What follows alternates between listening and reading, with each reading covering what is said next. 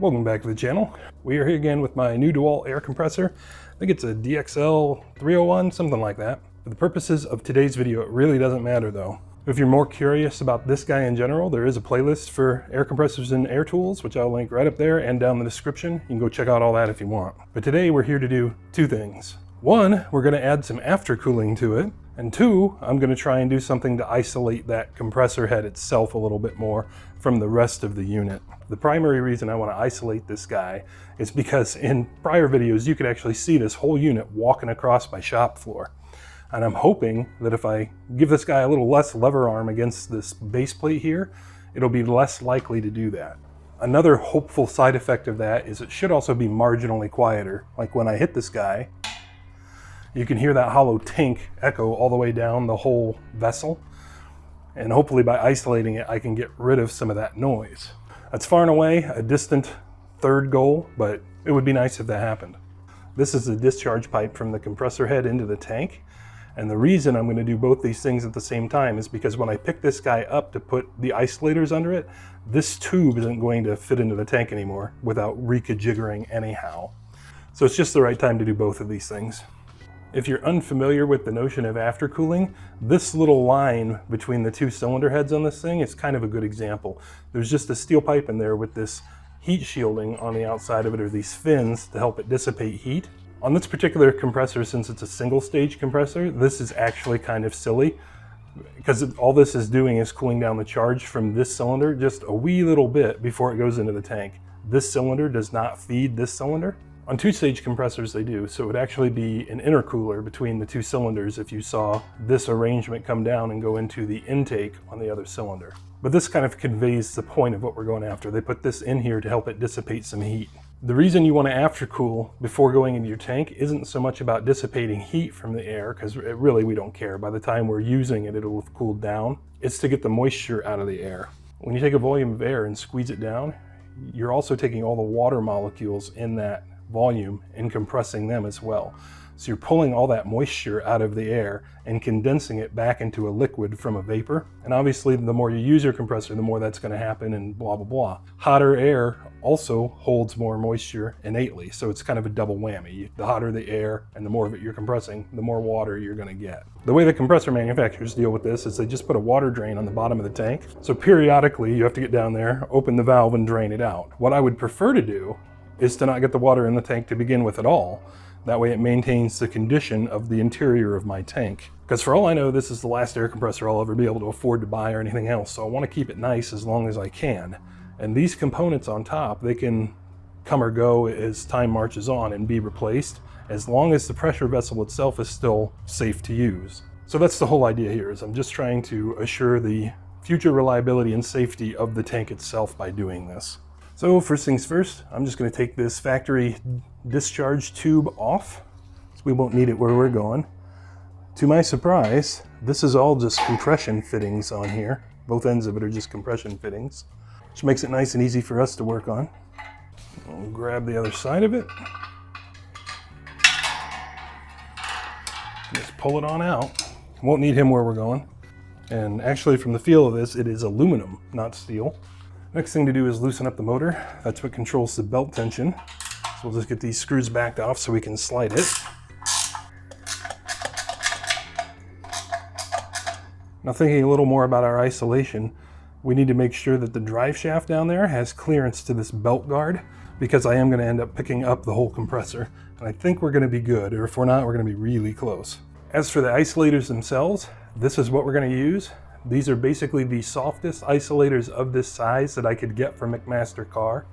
And I will link all the materials used down in the description as much as I possibly can. I'm worried these guys might be just a little too soft and wiggly, but we'll find out when there's 4 of them on there. I clearly can't predict the thread size for your compressor. Even if you buy this compressor, they could change it over time. But to my surprise, despite these bolts being a tri-lobe self-forming screw, they're 5/16 18 threads. So they're a standard thread. And I was even more surprised to see they were not metric. I was not expecting that at all. There's not a whole lot more to it, but to do it, just wing those 4 bolts out, pick up the compressor, put these guys in. I suspect I'm gonna have to unbolt the belt guard cage from the frame just to get enough height on the compressor to pick it up, because the flywheel isn't gonna fit through the hole in the back of the cage. and I don't know if I can pick it up so far without doing so. I'll find out. So sure enough, I had to remove the face of the belt guard, and I ran into another snag. There is another support from the compressor to the back of that cage that I had to take off. That was actually a torque screw coming in from the other way. And once I pick this thing up, it might be right in the way of the flywheel, so it might be kind of a good time. We'll see. But what I managed to do is just scooch the compressor over.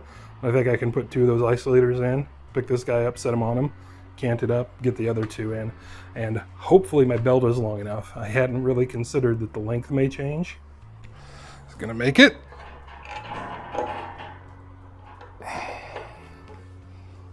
Ooh, I think so. Boy, we're right there in length. So that was actually pretty easy to manage, in part because these are so soft. I'm not sure I would have ordered the softest ones I could get again.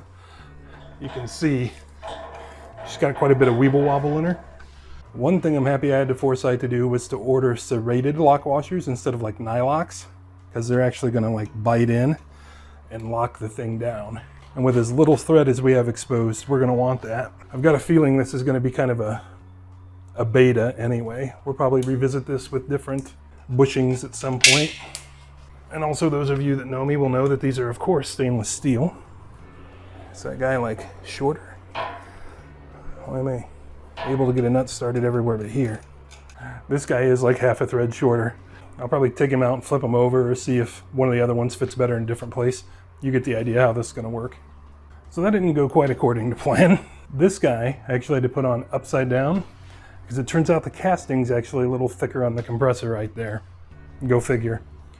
Also, that little bracket back there with the torque screw, I think it's saving my bacon because without it, this is just way too flexible to work. And even as is, she's got plenty of wiggle in it. I don't think it's gonna chuck the belt, but we'll find out. On the plus side, it is quieter.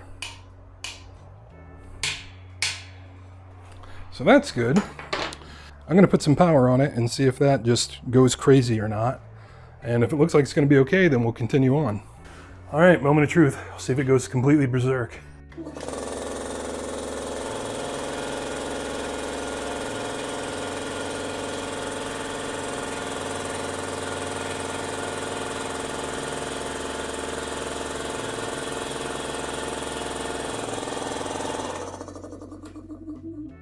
It's not going berserk, but it is still walking across the floor, and it's dancing plenty. So now the question becomes, do I stop here and try different isolators and see if I can get the bounce out of it that way, or get the walk out of it, or do we continue on? I think that answered that. Just spit the belt off. So we definitely need stronger isolators. Yeah, well. Alrighty, so I got these guys changed out with some from Amazon that are much larger diameter, and it actually looks like it would work well. Except I am stupid and never thought to look at the belt cage as the pulley went up. As is now pretty plainly evident, you can see the pulley actually exceeds the height of the cage, and that's an even bigger problem than you might realize because the mating portion of the cage actually has to go down under this top part.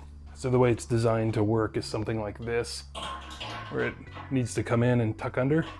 So that ain't gonna work. Now I could mess with the cage mounting and try and move it up as well, but I just don't think it's worth it. They put the mounting right at the bottom of the wires here, so I'd actually have to fab up something to clamp it on.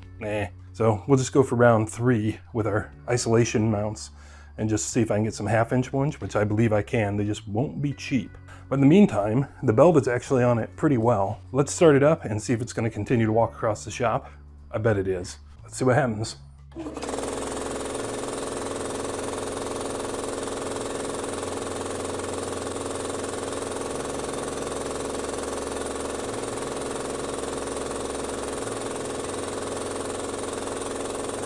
Actually not too bad. Here in reality I can see that it's twisted a little bit.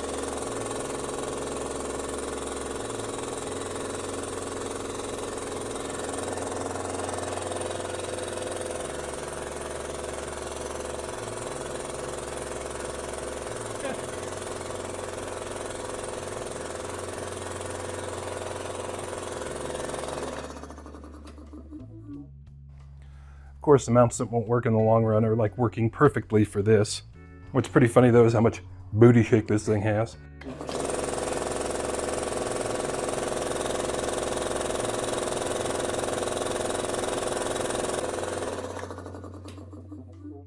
So Hopefully when we cut these mounts in half, that will still have more or less that effect. It wouldn't bother me if we kind of split the difference, because this thing does wiggle around an awful lot. So distance splitting I have gone. These are 1/2" mounts, and they are so much stiffer than the original mounts that I'm not sure that I'm doing a whole lot of good here. We'll give it the ring test. I can hear the echo through the tank. Oh.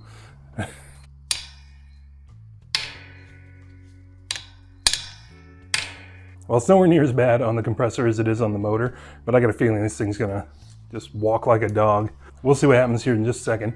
You can also see I put the belt guard back on. It just barely clears, and I had to reconfigure it so it actually goes over the top now. It's not what I wanted, but it does make it. Let's kick it on and see if we made any improvement at all. Also, ignore this temporary permanent fix over here.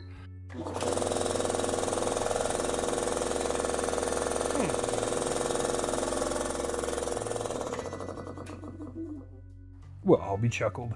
I think I just did exactly what I said I was trying to do and did literally split the difference.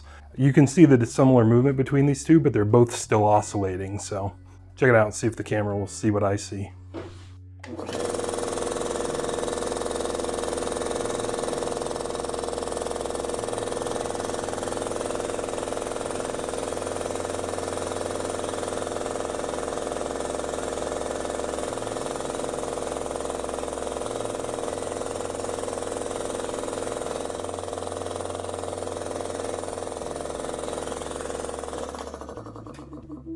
Well, I can never tell on camera what's going to come through and what's not until later on, but that's pretty much perfect between the mediums, which is good because that's the last option I had. At least the last one that made any kind of sense at all. You can see I did not have a bolt of appropriate length there. I'll get that sorted out later. But I think for right now, we can finally, after several days and 3 different attempts, knock that off the list. The next thing we're going to do, also in the name of keeping this thing from running away across the shop, and just in changing something I don't like about it, is we're going to change out the pneumatic wheels with solid rubber ones. The thought behind this is that by being solid, they'll be less prone to be a spring, which is true, and I just don't like pneumatic wheels on equipment like this. They never seem to hold air, and this thing being an air compressor, the time they're going to be empty is going to be the time that the compressor's broken, because that's when I'm trying to move it to presumably work on it. Just getting them out of there is well worth it to me. It's not going to cost me all that much either. I think these were like $30, but of course, just like the rest of it, it's going to be an imperfect solution. The hub on the original wheels is a 1/2 inch deeper than the hub on these guys. So if I just put those wheels on the axles, they'll be super sloppy, which for an air compressor you could probably get away with, but I really don't want to. They're advertised as being a 5/8 shaft, and both wheels, the axle goes through no problem. So I went ahead and bought some 5/8 like go-kart axle spacers or lock collars, and quickly discovered the axles for the wheels are not 5/8, they are 16 millimeters, which is 5/1000ths of an inch bigger than 5/8, so these do not actually fit the axles without like pounding them on. I considered that, but then if I ever have to take them back off, I'm gonna be screwed. So I think what we're gonna do is just open these up a little bit. If I didn't make myself clear before, there's the axle. It fits through the hubs just fine on both wheels, but it stops right there on these spacers. So what I'm gonna do, I've got an 11/16 drill bit here, 1 11/16 because it was just the cheapest one I could get. And basically it is just going to knock this chamfer off. A little better view there. It's just going to take that chamfer out of them and more or less just clean up the ID enough to become a decent slip fit. At least that is the hope. I went with this size because it was cheap. I could have gotten a tighter one, but it would have cost me a lot more money. And we're doing it with a hand drill, I hope. Oh, that sucks. What's the problem? Oh man, I got another bum battery, I think. Wah, wah, wah. That's better. Now, the reason we're going to do this way is because it shouldn't take a whole lot of power to actually just remove that amount of material, and I think it'll be more controllable versus having my like 3 horsepower drill press try and kill me. We'll see if it's a bad idea here in a second.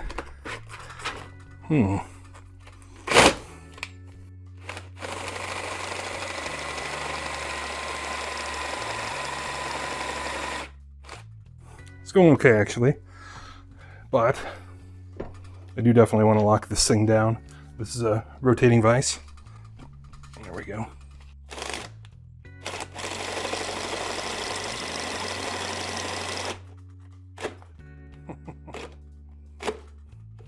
Yeah, see, that kind of locking up is what I was trying to avoid. Like if that would have happened in the drill press, it would have been bad.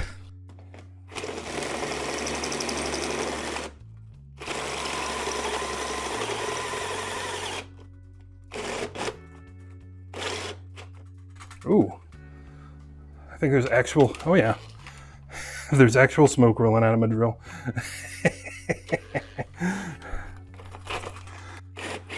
This thing has been unhappy for years.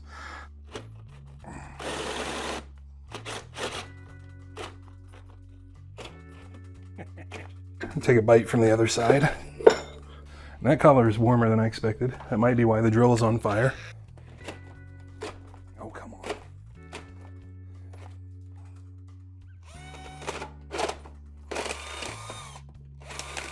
And there we go. Now everything's happy.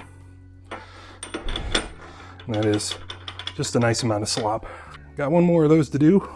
We'll see if the drill literally bursts into flames.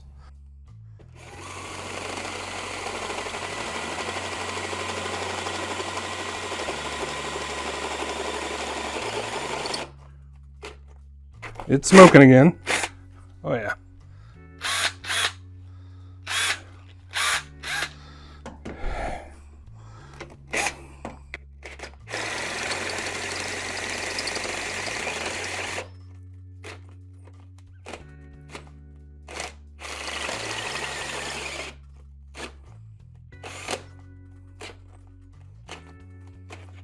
Yeah, same problem as the other side, is getting caught up in a burr. There we go.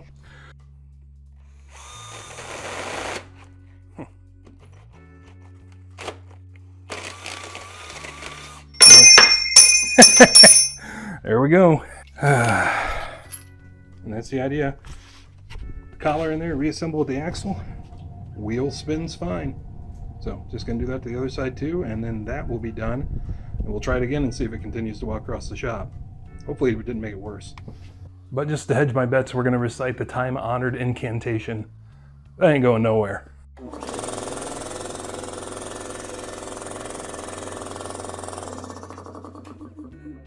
All right, then that indeed did not go anywhere. In truth, I think the solid wheels alone would have fixed this, but I don't mind having a little more isolation to the tank. If I'm honest, I would like to have even more, but that's literally the only thing I could find in that size, so that's how we're gonna roll. And fixed, just went up to 5/16, 18th by 3/4, just in all four corners, and now we're dialed in right there. Next thing we need to talk about is aftercooling. Now there are a lot of different ways to do this, but all of them are going to require some amount of airflow. This flywheel on the compressor is also a fan. You can see it kind of has a fan blade shape. It probably doesn't move all that much air, but we probably don't need to move all that much air. And whatever we end up doing, we can always come back and add an electric fan to later if we decide we want to. But for now, definitely what we're going to want to do is put it in this grate, or on this grate is what we're going to do. I've seen a lot of people buy like automatic transmission coolers, which are a tube and fin style of cooler, so they're like a radiator, and mount one of those on here, and then buy fittings and some plumbing and adapt all that stuff in. Those things are surprisingly expensive for one of any kind of reasonable size and any kind of reasonable quality, like to make sure you could support the pressure that an air compressor can generate. And I suspect that they may be overkill compared to what we can just do with some relatively simple plumbing. So my plan is to come out of the compressor back here and run some sort of plumbing up to basically this corner, and then just zigzag it around down here and try and get as many linear feet of plumbing in here as I can, just so it can dissipate that heat. You'll see power steering coolers on some vehicles set up this way. You'll also see the aftercooling on some commercial trucks done this way, like there'll be a coil of copper run back and forth underneath the cab to try and get some of the heat out of them. So it's not a completely insane idea, and I think by the time I'm done, I should be able to get 5 to 10 feet on this thing. We'll just see how our bending and everything goes. And to do it, rather than use copper, I'm going to use this NiCop line. This copper nickel tubing is usually used for brake lines and fuel lines. It is cheaper than copper. Like this 3/8 coil in my hand, this is a 25-foot coil. Right now I think I got a pretty good price on it. It was just about 50 bucks. 25-foot coil of copper like this would probably be at least double that. It's also generally about half again more durable than copper. It falls right between steel and copper as far as work hardening with pressure cycles. And it's good for probably about 1,000 PSI, so we shouldn't have any problems there. And it's also nice and flexible and generally easy to work with. So that is how I'm going to establish my aftercooling. the next thing I'm going to need to do is get the water that is condensed back into the air out of the system before it goes into the tank. So for that, we're going to need a water separator. For me today, I'm going to go with one from Parker, specifically that one from Parker, which did not come with that top bracket, by the way. That was an additional cost. And the reason I went this way is because Parker makes, I would say, fairly high-end, or at least can get high-end, industrial quality equipment. I got this guy, quote-unquote, used on eBay for less than half of the price that I could have got something at Lowe's. And this guy's also capable of much higher performance than anything I could get at the hardware store. You can see these are 3/4 inch fittings, so they can flow way more air than anything I would get there, even though today I'm not going to take advantage of it. That doesn't mean this guy couldn't move on to a new compressor in the future. This one also hit all the pressure requirements that I wanted. I think it's capable of like 250 PSI. Yeah, 250 PSI to 175 F. And it's also automatically draining.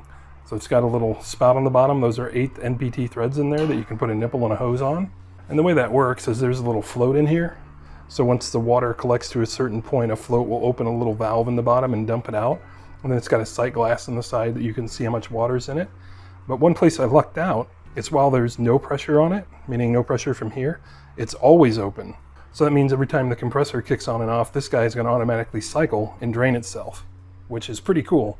Also, this thing was sold as used, and I've actually bought quite a bit of Parker industrial equipment here lately, and none of it's actually used. It's just all old stuff out of factories and probably maintenance shops, just old spares that never were implemented anywhere. Open the thing up, and what you see there inside it is actually just from me pouring water in it to try and figure out how it worked. That's the filter that actually separates water and oil and other debris out of it, and you can see it's never been used. It's literally brand new. And you can also buy new rebuild kits for these things. Parker still supplies them, and they're actually not very expensive. Yeah, there's another look at the quality of this stuff. This big nut, that's a cast nut. I think that's probably a cast bowl housing too, and you can get these in polycarbonate and all kinds of different options. You can also get them in manual drain, you can get them in different port configurations, etc., etc.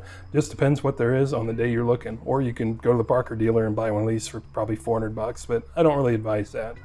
Anyway, this is the guy we're going to use to actually get the water out. We're going to get incredibly lucky with the mounting of it. So all our plumbing is going to be back here on this face, and when it comes out, I'm going to want it to dump off here and then go back up into our tank. So the filter housing is the lowest point. The factory 5/16 bolts that hold the motor on are the perfect spacing for some of this perforated angle. This stuff used to be pretty cheap. It is not so cheap anymore, but I've already pre-cut a segment of it. It goes on there perfectly, just like that. And it also lines up pretty perfectly on my bracket. So that's where that guy's gonna go. So my plumbing will just kick down right into him. Should be just about as perfect as I can get it. Got real lucky.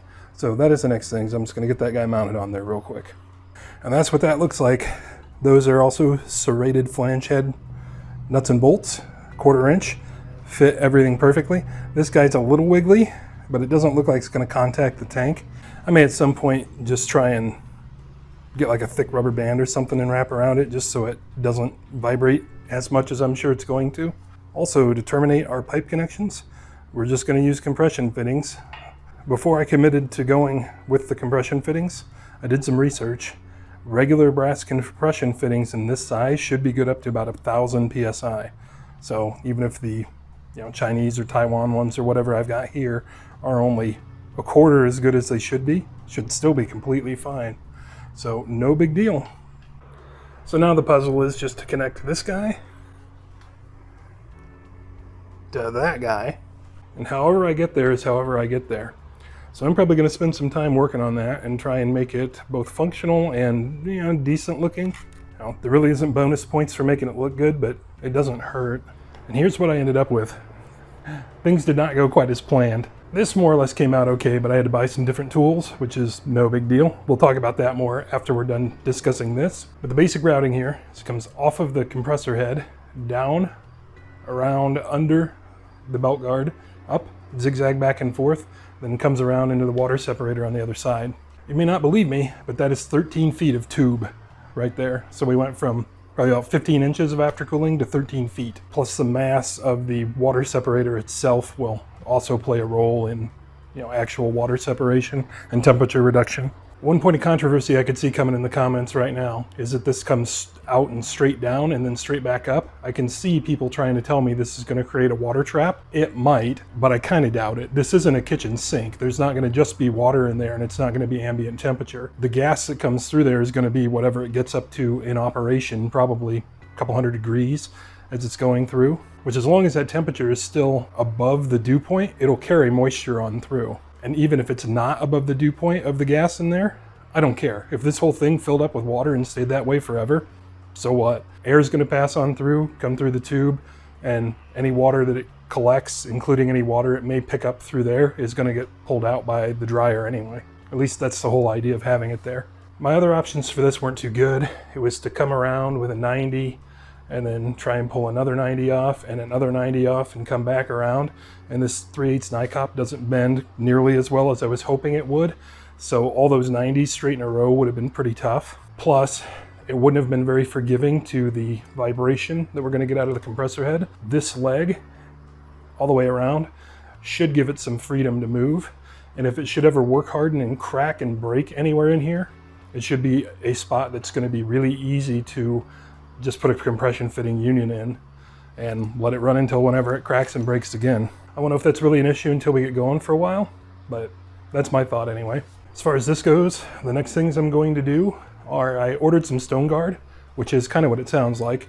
It's that spring stuff you see on lines when they're under a car. And the idea is I want to wrap this in, at least this face of it, in the stone guard just to keep it from rubbing as severely on the belt guard. I've also got some P-clamps to put on here to clamp it all together with, and some washers and stuff like that. But for now, what we're going to do is just leave those couple zip ties that are on there on it.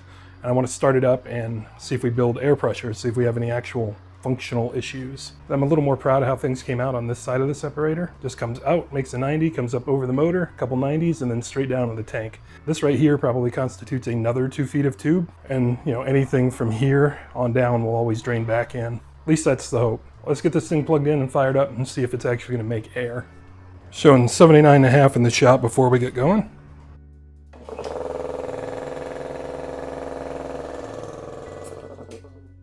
I hear something hissing. Now I don't. Might have been in my mind.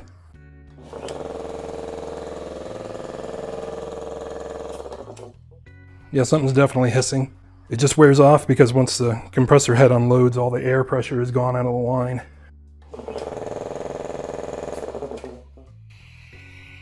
Sounds like it's that fitting. Get in here with a crowfoot. Ooh. Something made a clicky, snappy noise. I think it was just the compressor getting scooched over there.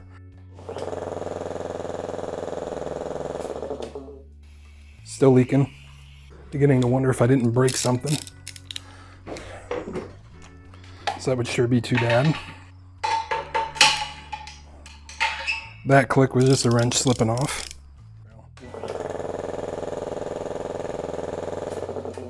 It's getting worse. Yeah. I think I need to take that apart and see if I need a new crush collar or what. Also notice that I can put that tube in for like forever. I'm wondering if maybe I shouldn't have. Anyway, I'll tear this apart and we'll catch up. Yeah, there you can see just how much of the tube was inserted into that fitting. That's like 1.5 inches up to this compression collar. So I'm going to replace this collar and this nut, and I'm going to try not to get it quite as deep in there. Leave it like half out. Because what I'm afraid of is there could be something in that valve this is actually pushing on, because that is a check valve. And that is what happened. I think you can probably even see the witness mark from where it was before. So I've got it up about 1/4 inch now. I also didn't get it nearly as tight. I remember hearing somewhere that one of the biggest mistakes people make with those things is getting them way too tight. But my guess is that is for water, not for 150 psi air. We'll see.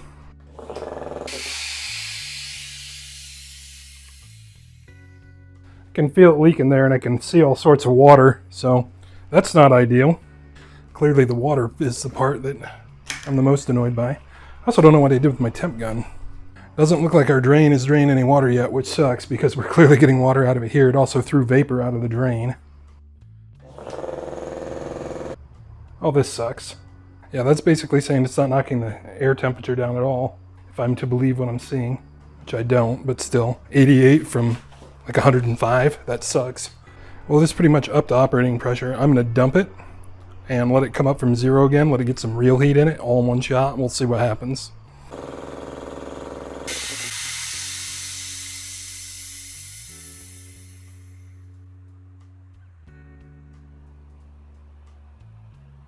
So I'm running a couple experiments here. That was after the second full cycle. After the first one, it actually had quite a bit of water too, but it just wasn't to a level that it would actually dump it. So if we look in there, you can see how much more water there is. We'll just dump her out on the floor. Oh. So in 20 to 150 shots, it is dumped probably 1.5 times that out before it ever made it to the tank. I'd say that's probably a tablespoon or two of water that never made its way in, which is good. That said, I think we can still do better. I did some experimenting running the fan on the coil, and it actually didn't pick up all that much performance, only about 5 degrees. Now granted, that fan's not optimized for this, but it's still airflow. But generally what I'm seeing without the fan is about a 50-degree delta T from the outlet to the inlet at the tank, which is pretty good. When it's going into the tank, it is still 10 or 15 degrees over ambient, and I would like to try and decrease that if I can. So I think in the long run, maybe I will add a fan to it. Just have to see what's available that would fit and be reasonable cost-wise. But I think for right now, we're going to say this is a success. This is going to keep quite a bit of water out of that thing. So I'm going to finalize what I have here before going any further with anything else. Ah yes, I nearly forgot that I told you guys I would show you how I actually made those tubes. All right, so the plan with Mr. Old School that I've had here for 20 or 25 years, pretty much any bend I've ever made a tube I made with this tool did not work out. Tubing cutter worked out fine. This is just a, gosh, I don't even remember anymore, Brasscraft brand? I don't know. Just Home Depot tube cutter, working fine. The issue with this guy is it was smashing the tube. There, I think you can see it. It's kind of deformed and it's kinked right there in the middle. So it's got that kind of cobra head shape. I didn't want that if I could avoid it. So it's time to try something else after that. Next up was this bending spring. I've also had these for 20 or 25 years. And when I bought them, I didn't realize they were really only for soft copper line. So for me, they were almost useless. Everything I do is steel for the most part. But it turns out they actually work okay on NICOP too. This is the first bend I made with just this guy. And the idea is you just slip it on over the tube. And then when it's on there, it keeps the tube from kinking. So what I did was just slip it on and formed this around a socket I had clamped in my vise. And you can see it actually did do a pretty good job. It's not crushed or anything, but you can see the tiger striping. That is from the spring itself, because I had to actually unwind the spring all the way off of this bend. And I bet it took me 15 minutes to get it off of there. And by the time I did, I basically couldn't use my hand anymore, because you just have to unwind and unwind and unwind forever. So that was not a desired approach if I could help it. So next up, I bought this tubing bender. I'd seen these things around before, but I always sort of dismissed them because I didn't really understand how they worked. And this guy always more or less did everything I needed to do. Basically this R and L that they have on them up here with the graduations and all that crap, it's superfluous. This means something to your bend, but it doesn't matter. As long as you can see what your bend is actually doing and understand it, you're good to go. The graduations for 0 through 90 are basically all I used here. This is a reference bend that I actually marked after I had it in the tool. And you can see it is just about as perfect as you could ever hope for. Stick it in there like so, with the tube under the arm. Then you just bend it around to the angle you want. And then this guy, I just took a Sharpie and marked about where the 0 position is. So then I could use this as a layout tool on my actual tubing, mark where my bends should go. And that ended up working out pretty well, but the big problem with it is, it's difficult to make bends that are greater than 90 degrees with this thing, which all of the bends on this thing go around pretty much 170 degrees. So you go to bend it, and eventually the material hits the handle, and even if on occasions where I could bend the tube out of the way, the handles hit. So this tool on its own was not the end-all be-all, but starting the bends that way and then finishing them with the bending spring actually worked out pretty well. It's certainly not perfect. Like this bend right here is probably the worst one on the whole assembly, and you can see it's kind of crinkled and smashed, and you can see the tiger striping from the spring. It's kind of the best I could do. Again, I'm not very experienced at this. This is the first time I've ever tried anything in this size. Results vary as we go, but all in all, it got the job done. I'm not too terribly disappointed with it. Managed to make my piece here all in one shot on the first time, so I didn't have to throw away $30 worth of tube to get a result that works. If you find yourself in the position where that happens to you, I wouldn't get upset about it. It's just part of learning. Very few things in the world you'll learn for, you know, 40 bucks or whatever and get perfect the first time. Oh, nearly forgot. I also tried heating it up with this guy, and all that got me was a flattened out one that was also really hot and hard to work with. And lastly, I did try one more tool. This is a curving pliers kit, which is basically a ratcheting tube bender. Really had high hopes for this. It's a neat kit. The principle behind how this works is there are different dies in here for different sizes of tube. Like this is the one for 3/8. I snap onto this ratcheting bender handle. And then there's a mating portion for different sizes. Like this is the 5/16 and 3/8. I think the other side is, you know, 1/4 inch. And that's kind of half of the problem, is these dies don't fit very well. Those are also plastic on that end. The idea is you put your tube in there, then you ratchet it up until it engages the dies. And granted, if you had a straight piece of tube, that would have happened by now. And then you can make a bend. And I was hoping this would do a lot better bending greater than 90, and it kind of does and doesn't. Like the geometry of it actually works out well to do that. But that's pretty much all you get. And then the result with this Nycop is it crushes it. Like that's badly kinked. This is probably the worst quality bend of all of them. Really too bad. I really wanted to like this kit. And for other materials it may work fine, just not for this line and not this size. But the good news is this is also very clearly the most expensive bender, and it's going back since it did not do the job. So in the future, I would definitely give this guy a go again if I had bigger tube to do. Like this will do up to 7/8, and I think with the bigger stuff it would be easier to do, especially if you don't need to make really tight bends. If you don't need to go greater than 90, I think it'd be fine. But all things considered, I think that worked out pretty well for my first attempt with this size of line. Like I've never even made a 3/8 line for a car, not even a straight line. I'm pretty pleased with how it went. I'm a lot more confident for how to do this in the future. So I've got that filed away too, which is always a good thing. Anyhow, we'll catch back up when our stone guard and everything shows back up. We'll see if I can actually get all that stuff on there, and then we'll discuss how I plan to actually permanently mount this to the belt guard. So the stone guard came in, and I also couldn't resist the fun of just going around it with some steel wool just to brighten it up a little bit because it looks cool. It won't last forever, but it made me happy for today, and I didn't spend much time doing it. One of the things I thought could happen did. The stone guard won't make these bends, and I also even tried to like thread it onto here just to do it in straights. Couldn't get that done either. And looking at some of these bends, I'm not too pleased with them anyway. It's already crossed my mind to scrap this and try again just because I would like these to be a little bit better. But then I performance tested it, and it charges up in exactly the same amount of time as it did before we did anything. So none of these bends are restricting any flow at all. So I'm gonna leave it alone until it gives me a reason to not leave it alone. In addition to that, you can see I've got it clamped on now. These are just P-clamps. So these guys, and you know, take a guess why they call them P-clamps. These are all the same clamp. I just took the cushions out of the ones that go over the stone guard because they wouldn't fit. I also bought some from McMaster that are uncushioned, that are sized for the 3/8 tube naked. But since they are from McMaster, they were also mind-numbingly expensive. And I decided some amount of cushion here would not hurt anyway. So I just used all dirt cheap Amazon ones around.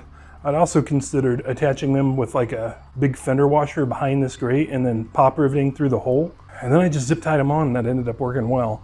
One thing I did is on these cushion locations, I then wrapped another zip tie all the way around. So there you can see there's the zip tie through the hole that held it on initially, and then there's one all the way around the outside, and that just took some of the isolation dampening out of the rubber. So it's just a little bit stiffer. It was just hopping around more than I wanted it to. You know, it's sort of the same story with this whole compressor. You know, I don't know if it's the nature of it being a 2-piston setup or what, but it is just bouncy. I think the only other big change since you were last here too is I also just polished this up and put some stone guard on it just because it looks nice. I almost forgot I put a remote drain on it. That's the same remote drain that I put on my Harbor Freight compressor. It is just a bar stock 90 with a piece of hose and a cheap valve. So there, I think you can see a little bit better. It's just a short 90, so it has room to clear. In the long run, I'm planning to do something a little different down there, so that's just kind of a for now thing. I did not want to put it into service without a way to drain the tank easily, because, you know, the whole purpose here is to keep water out of it. Which brings us to our next task. This guy is threaded 1/8 NPT, and I happen to have a 1/8 NPT by 3/8 nipple and 10 feet of this 3/8 vinyl tube. Now in the long run, this stuff is probably going to drain into a bucket somewhere along with the tank drain. But for today, meaning summertime, I think I can get away with just running out the door. The water that's coming out of this thing is pure water. There's no oil blow by or anything, so I don't think it's gonna hurt anything at all. So I'm gonna lubricate this hose with a little bit of spit, push my fitting on, I hope. That's plenty good enough. I'm intentionally not gonna clamp it, and I'm also not gonna tape it. So one, I don't think it needs to tape, and two, I don't wanna clamp it because this is just a plastic body. And although you can replace it, I don't really want to. So if the hose gets really snagged, maybe it'll just rip off the barb. And there shouldn't be any pressure on it because it drains every time the pressure discharges. So I'm not worried about tape or anything like that either. This hose is actually 250 PSI capable, but that's just kind of a side effect of it being the look I want. You'll see more about that later. It is super muggy today, and it has been all week. And this thing is pretty routinely dropping about a tablespoon of water out of it every time it runs. That would create quite a puddle on the floor if I were actually using it. So it'll be nice to get the water on out of here.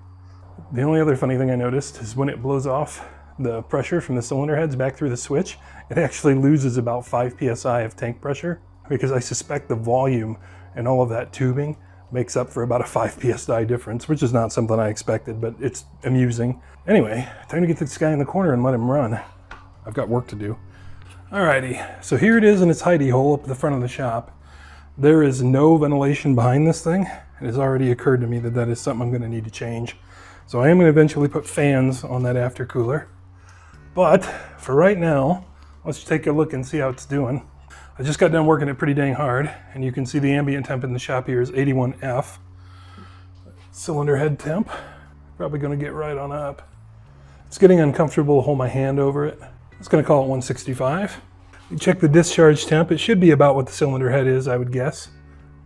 It's been just sitting here, you know, no airflow or anything. Yeah, it's about right. Kind of hard to get it exactly where I want to put it without burning myself. Let's look at our temp here. Should be a little easier to do without horrifically burning myself. 92. So we're pulling a 60 or 70 degree delta out, and this crankcase is actually pretty warm too. Yeah, so the compressor crankcase is actually warmer than the air going into the tank. Let's pop it back off, make it sing for its supper a little bit, and we'll watch those temperatures while it's running, assuming I don't hurt myself trying it.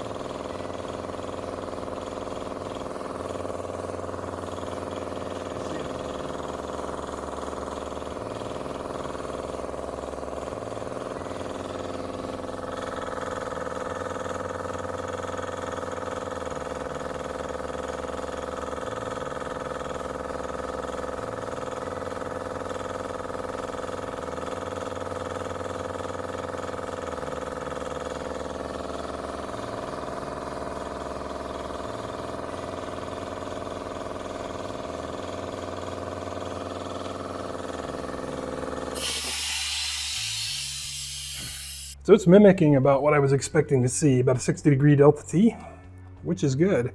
My hour meter here isn't hanging on too well these days. That's all right, that's gonna get revisited too. But for the cost of the materials and hopefully for the durability, we'll see if it just shakes to death or not. But my feeling is it would shake anything to death. I think we're doing okay. Just some experimentation I did just with like a oscillating house fan before I stuffed it here in its hidey hole in the corner. I can pull about 10 more degrees out of it with a fan back there. And if you're paying attention here, 10 degrees would drop it basically back down to ambient by the time it hits the tank. So that would be a literally perfect result. So I did order a couple really small, cheap 9-inch fans, but that's gonna end up being part of a totally different project. We've got plenty more upgrades to come on this thing, but this is like what I'm gonna say is the bare minimum for me to be able to use this thing, and I do need to use it because, surprise, surprise, the old Harbor Freight compressor blew another head gasket. So it's more or less getting retired. Another thing I'm happy about is it fits the hidey hole perfectly. That is where the old compressor lived. So it's perfect that that one can live there too. It'll be equally out of my way. Oh, and if you weren't quite following what I was saying about the hose before, there I've just got it coiled up on the floor and it's just going out the garage door. I don't think the door is actually crimping it. And I also think it'll take a while before it actually fills that coil up and head pressure forces the water out, but it'll get there. The only other thing I've noticed about this setup as I'm going is the compression fittings seem to continue to be getting looser and looser and looser. I don't know if that's because some of my straights aren't very long or if that's just going to be the nature of things. I'm going to need to tighten them up for a while. Just pay attention to it and see. The compression fitting at the separator, that guy right there is the one that's given me the most trouble so far. And what's interesting about it is I can tell when it's loose because it starts dripping water out of it. So my takeaway there as far as good news is any water that's getting past the separator is getting up into that pipe, and once it gets there, it must be coming back down. At least that's the hope. Let's hope there's not a whole bunch of water in the tank. But I guess we don't have to hope, we can find out. All in all, it's probably had, I don't know, 20 minutes of actual run.